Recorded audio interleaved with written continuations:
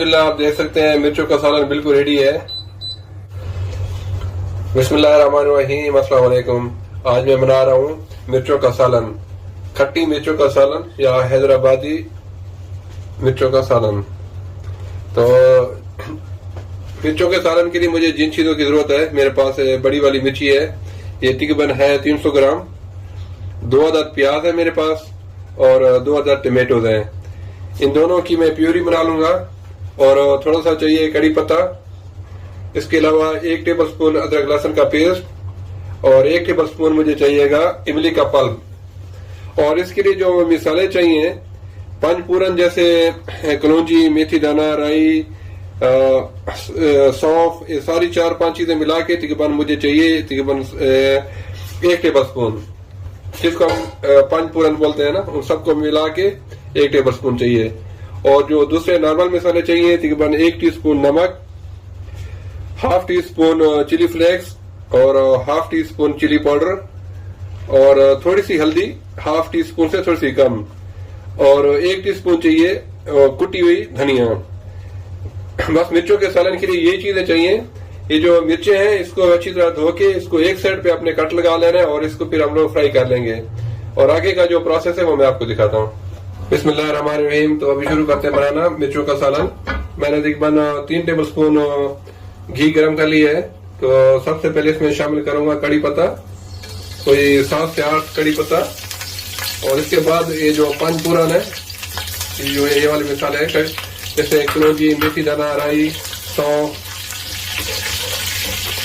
ये थोड़ा सा इसको 1 आध मिनट तक इसको आपने अच्छी तरह कड़ा लेना है। फिर भी आपने इसमें दूसरे जो पिसे हुए मसाले शामिल कर देना है, नमक, हल्दी, लाल मिर्च और चिली फ्लेक्स और कुटा हुआ धनिया, ये भी इसमें शामिल कर देना है। और साथ ही अदरक लहसुन का जो पेस्ट है वो भी शामिल कर देना है।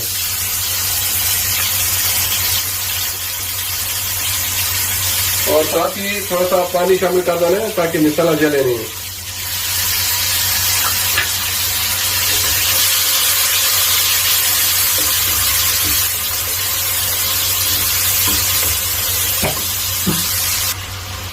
मसाला अच्छी तरह पक गया, आप देखें। अभी इसमें शामिल कर दूंगा जो 2 टमाटर और प्याज थे, उनको मैंने ग्राइंड कर लिया है।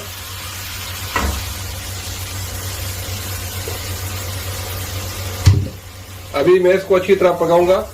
जब बिल्कुल इसका ऑयल अलग हो जाएगा तो फिर मिर्चों को मैं अलग से फ्राई कर लूंगा और फिर इसमें मिर्चें शामिल करूंगा और फिर जो आगे का प्रोसेस है वो मैं आपको फिर दिखाता हूँ।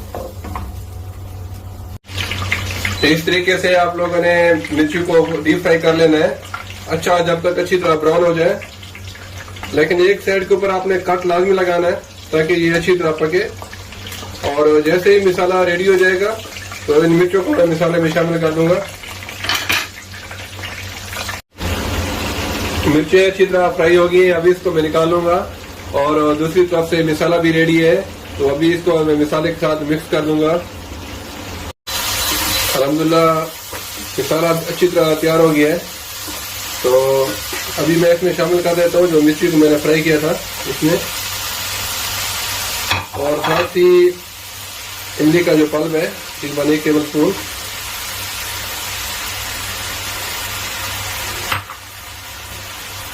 थोड़ा सा हरा धनिया और थोड़ी सी हरी मिर्च। बस अभी इसको मिक्स करके इसको अपने ज्यादा नहीं भूनना क्योंकि मिर्ची ऑलरेडी फ्राई है। तो इसको सिर्फ 5 मिनट के लिए आपने इसको ना दम पे रख देना है। तो उसके बाद अल्हम्दुलिल्लाह हमारी मिर्ची रेडी होगी और फिर मैं आपको दिखाऊंगा इसकी जो फाइनल लुक है।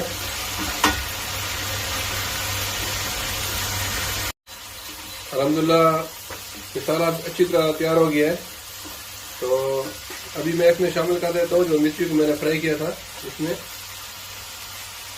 और साथ ही इमली का जो पल्प है तकरीबन 1 टेबल स्पून,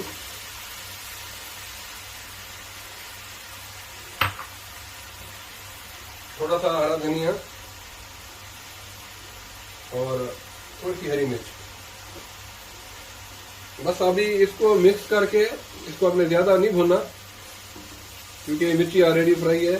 तो इसको सिर्फ 5 मिनट के लिए आपने इसको ना दम पे रख देना है। तो उसके बाद अल्हम्दुलिल्लाह हमारी मिर्ची रेडी होगी और फिर मैं आपको दिखाऊंगा इसकी जो फाइनल लुक है।